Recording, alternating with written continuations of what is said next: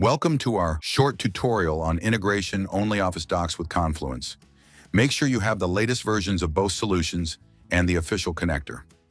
If something is missing, follow links in the description to this video.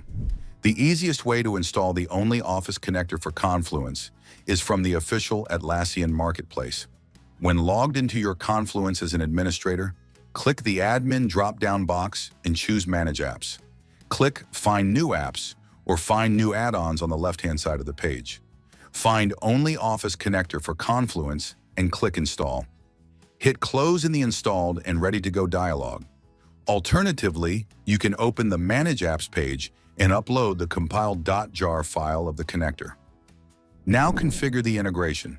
Go to Confluence Administration, Manage Apps, ONLYOFFICE connector for Confluence, and click Configure. Specify the URL address where ONLYOFFICE Docs is located. Enter the secret key used to sign the data. After configuration, you can find uploaded Office files in the attachments list and edit them with ONLYOFFICE.